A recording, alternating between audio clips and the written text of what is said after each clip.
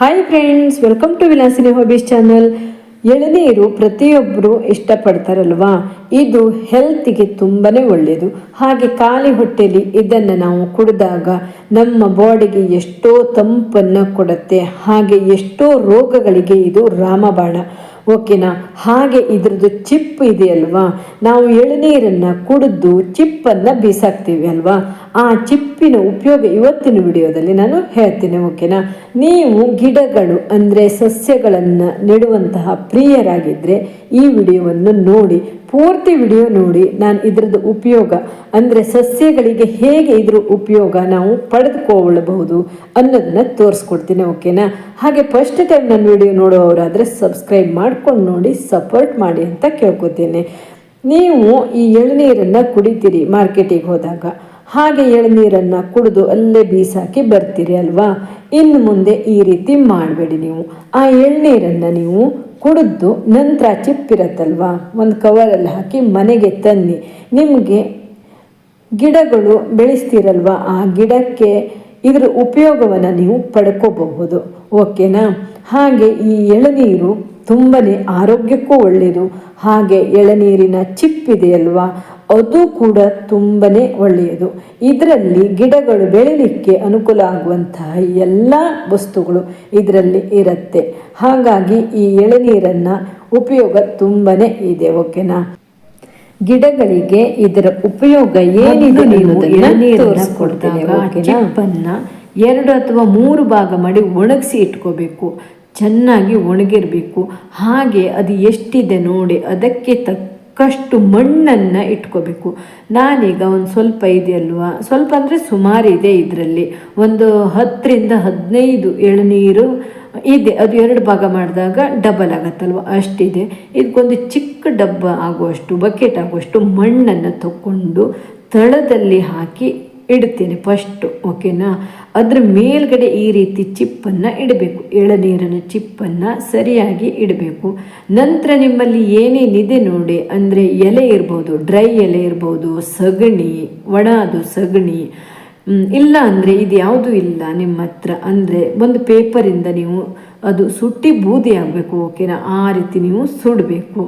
ನೋಡಿ, ನಾನು ನಮ್ಮ ಮನೇಲಿ ಏನೇನಿದೆ, ಸಗಣಿ, ಡ್ರೈ ಸಗಣಿ ಇತ್ತು, ಡ್ರೈ ಎಲೆಗಳಿತ್ತು, ಇವೆಲ್ಲ ಹಾಕಿ ಸುಡ್ತಾ ಇದ್ದೇನೆ. ಇದು ಚೆನ್ನಾಗಿ ಎಲ್ಲ ಕತ್ತು ಹೋಗಬೇಕು, ಯಾಕಂದರೆ ಆ ಮಣ್ಣಿಗೆ ಇದು ತಾಗಬೇಕು. ಓಕೆನಾ. ಎಳನೀರಿನ ಚಿಪ್ಪೆಲ್ಲ ಸುಟ್ಟು ಬೂದಿಯಾಗಿ ಎಲ್ಲ ಮಿಕ್ಸ್ ಆಗಬೇಕು, ಮಣ್ಣು ಕೂಡ ಮಿಕ್ಸ್ ಆಗಬೇಕು. ಆ ರೀತಿ ಬೆಂಕಿಯನ್ನು ಹಾಕಬೇಕು. ನೋಡಿ, ಈಗ ಎಲ್ಲ ಸುಟ್ಟೋಯ್ತು. ಈಗ ನಂತರ ಅದ್ರ ಮೇಲ್ಗಡೆ ಮತ್ತು ಅದ್ರ ಮೇಲ್ಗಡೆ ಎಲೆ ಅಂದರೆ ಹಸಿಯಾದ ಎಲೆಯನ್ನು ಹಾಕಿಡ್ತಾ ಇದ್ದೇನೆ. ಹಾಗೆ ಅದ್ರ ಮೇಲ್ಗಡೆ ಇನ್ನುಳಿದ ಎಳನೀರಿನ ಚಿಪ್ಪನ್ನು ಇಡ್ತಾ ಇದ್ದೇನೆ. ಇದು ನಿಧಾನವಾಗಿ ಅಲ್ಲೇ ಅದರದ್ದು ಹೀಟಿಗೆ ಸುಟ್ಟು ಬೂದಿ ಆಗತ್ತೆ. ಓಕೆನಾ. ತುಂಬ ಚೆನ್ನಾಗಿ ಬೂದಿ ಆಗತ್ತೆ. ಹಾಗೆ ನಾವು ಇದು ಕತ್ತು ಹೋದ ನಂತರ ಮಣ್ಣನ್ನು ಉಲ್ಟ ಪಲ್ಟ ಮಾಡಿ ಮತ್ತೊಮ್ಮೆ ಚಿಕ್ಕದಾಗಿ ಬೆಂಕಿಯನ್ನು ಹಾಕಬೇಕಾಗತ್ತೆ. ಆವಾಗ ಏನಾಗುತ್ತೆ ಗೊತ್ತಾ, ಒಂದು ಪೌಡ್ರು ರೆಡಿ ಆಗುತ್ತೆ. ಎಳನೀರಿನ ಚಿಪ್ಪು ತುಂಬ ಇರುತ್ತಲ್ವ, ಸ್ವಲ್ಪ ನಾವು ಎಲೆಗಳನ್ನು ಹಾಕಿರೋದು, ಇವೆಲ್ಲ ಮಿಕ್ಸ್ ಆದಾಗ ಒಳ್ಳೆ ಪೌಡ್ರು ರೆಡಿ ಆಗುತ್ತೆ. ನಮ್ಮ ಯಾವುದೇ ಒಂದು ಗಿಡ, ಹಣ್ಣಿರ್ಬೋದು, ಹೂವಿರ್ಬೋದು, ಯಾವುದೇ ಒಂದು ಗಿಡಕ್ಕಾದರೂ ಕೂಡ ಈ ಪೌಡ್ರು 1 ಸ್ಪೂನ್ ಹಾಕಿದ್ರೂ ಸಾಕೋದು ತುಂಬ ಚೆನ್ನಾಗಿ ಬೆಳೆಯುತ್ತೆ. ನೋಡಿ, ಈಗ ರೆಡಿ ಆಯಿತು. ಇದು 2 ದಿನದ ನಂತರ ಈ ರೀತಿ ರೆಡಿಯಾಗಿದೆ. ಅಂದರೆ 2 ದಿನ ನಾನು ಬೆಂಕಿ ಹಾಕಿ ಸುಟ್ಟಿದ್ನಲ್ವ, ಈ ರೀತಿ ರೆಡಿ ಆಯಿತು. ಈಗ ಇದು 1 ಬಕೆಟ್, 1.5 ಬಕೆಟ್ ಆಗುವಷ್ಟು ಆಗಿದೆ. ಇದನ್ನು ನಾನು ಒಂದು ಬಕೆಟಲ್ಲಿ ಹಾಕಿ ಇಟ್ಕೊತೀನಿ. ನೋಡಿ ಎಷ್ಟು ಚೆನ್ನಾಗಾಯ್ತಲ್ವಾ, ತುಂಬ ಚೆನ್ನಾಗಿ ಆಗಿದೆ. ಇದು ನಾವು ಗಿಡಗಳಿಗೆ ಹಾಕುವಾಗ 1 ಸ್ಪೂನು ಹಾಕಿದರೆ ಸಾಕು, ಅಷ್ಟೇ ಹಾಕಿದರೆ ಸಾಕು. ಸ್ವಲ್ಪ ನೀರು ಹಾಕ್ತಾ ಬಂದರೆ ನಿಮ್ಮಲ್ಲಿರೋ ಹಣ್ಣಿನ ಗಿಡ ಇರ್ಬೋದು, ಹೂವಿನ ಗಿಡ ಇರ್ಬೋದು, ತರಕಾರಿಯ ಗಿಡ ಇರ್ಬೋದು, ಯಾವುದೇ ಗಿಡಕ್ಕಾದರೂ ಹಾಕಿದರೆ ಅದು ತುಂಬ ಚೆನ್ನಾಗಿ ಬೆಳೀತಾ ಬರುತ್ತೆ. ಹಾಗೆ ಅದರಲ್ಲಿ ಯಾವುದಾದ್ರೂ ಕ್ರಿಮಿ ಕೀಟ ಬಾಧೆ ಇದ್ದರೂ ಕೂಡ ಹೊರಟೋಗುತ್ತೆ, ಇದ್ರ ಪವರಿಗೆ ಹೊರಟೋಗುತ್ತೆ. ಹಾಗೆ ಇದು ನೀರನ್ನು ಹಿಡಿದಿಟ್ಟುಕೊಳ್ಳುವಂತಹ ಶಕ್ತಿ ಕೂಡ ಇದರಲ್ಲಿ ಇರುತ್ತೆ. ನಾವು ಸ್ವಲ್ಪ ಜಾಸ್ತಿ ನೀರು ಹಾಕಿದರೂ ಕೂಡ ಅದರಲ್ಲೇ ಗಿಡದ ಸುತ್ತಲೂ ಇರುತ್ತೆ. ಓಕೆನಾ. ಹಾಗಾಗಿ ಇದು ಗಿಡಗಳಿಗೆ ತುಂಬ ಬೆಸ್ಟ್ ಅಂತ ಹೇಳ್ಬೋದು.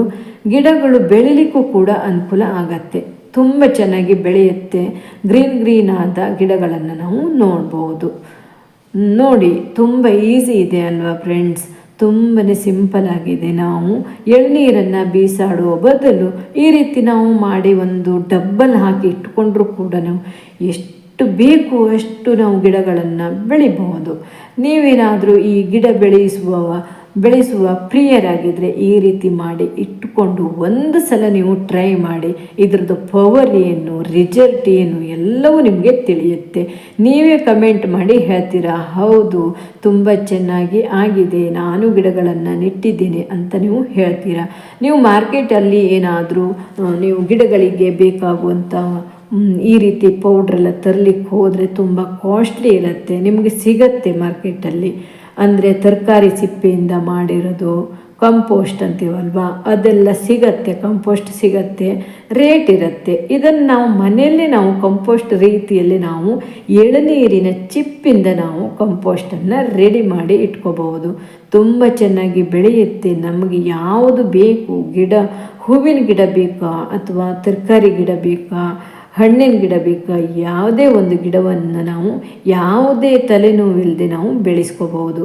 ಹೀಗೆ ನಾವು ನೆಡುವಾಗ ಒಂದೊಂದು ಸ್ಪೂನು ಹೀಗೆ ಹಾಕಿ ನೆಡ್ತಾ ಬಂದರೆ, ಹಾಗೆ ಅದು ಬೆಳೀತಾ ಇರೋ ಸಸಿಗಾದರೂ ಅಷ್ಟೇ ಒಂದೊಂದು ಸ್ಪೂನ್ ಹಾಕಿದರೂ ಕೂಡ ಅದು ತುಂಬ ಚೆನ್ನಾಗಿ ನಮಗೆ ರಿಸಲ್ಟು ಗೊತ್ತಾಗತ್ತೆ. ಓಕೆನಾ? ನೋಡಿದ್ರಲ್ಲ ಫ್ರೆಂಡ್ಸ್, ಎಳನೀರಿನ ಚಿಪ್ಪಿಂದ ನಾವು ಗಿಡಗಳಿಗೆ ಬೇಕಾಗುವಂತಹ ಕಂಪೋಸ್ಟನ್ನು ನಾವು ರೆಡಿ ಮಾಡ್ಕೋಬಹುದು. ತುಂಬಾ ಈಸಿ ಇದೆ ಅಲ್ವಾ? ಇನ್ನು ಮುಂದೆ ನೀವು ಈ ರೀತಿ ಎಳನೀರನ್ನು ಕುಡಿದಾಗ ಚಿಪ್ಪನ್ನು ಬೀಸಾಕಲಿಕ್ಕೆ ಹೋಗಬೇಡಿ. ನೀವು ಕೂಡ ಇದೇ ರೀತಿ ಟ್ರೈ ಮಾಡಿ. ತುಂಬಾ ಚೆನ್ನಾಗಿ ನಾವು ಗಿಡಗಳನ್ನು ಬೆಳೆಸ್ಕೋಬಹುದು. ನೋಡಿ, ಹೂವಿನ ಗಿಡ ಇರ್ಬೋದು, ಹಣ್ಣಿನ ಗಿಡ ಇರ್ಬೋದು, ಯಾವುದೇ ಒಂದು ಗಿಡಕ್ಕಾದರೂ ಕೂಡ ಇದು ತುಂಬಾ ಚೆನ್ನಾಗಿರುತ್ತೆ. ಹಾಗೆ ಗಿಡಗಳು ಕೂಡ ತುಂಬ ಚೆನ್ನಾಗಿ ಬೆಳೆಯುತ್ತೆ. ನೀವು ಕೂಡ ಒಮ್ಮೆ ಟ್ರೈ ಮಾಡಿ. ಓಕೆನಾ? ಹಾಗೆ ಈ ವಿಡಿಯೋ ನಿಮಗೆ ಇಷ್ಟ ಆಗಿದೆ ಅಂದ್ಕೊಂಡಿದ್ದೇನೆ. ಇಷ್ಟ ಆದರೆ ಒಂದು ಲೈಕ್ ಮಾಡಿ, ಶೇರ್ ಮಾಡಿ, ಕಮೆಂಟ್ ಮಾಡಿ. ಫಸ್ಟ್ ಟೈಮ್ ನನ್ನ ವಿಡಿಯೋ ನೋಡುವವರಾದರೆ ಸಬ್ಸ್ಕ್ರೈಬ್ ಮಾಡ್ಕೊಂಡು ನೋಡಿ, ಸಪೋರ್ಟ್ ಮಾಡಿ ಅಂತ ಕೇಳ್ಕೊತೀನಿ. ಮತ್ತೊಂದು ವಿಡಿಯೋ ಜೊತೆ ಮತ್ತೆ ಸಿಗ್ತೀನಿ. Thank you for watching this video. Bye.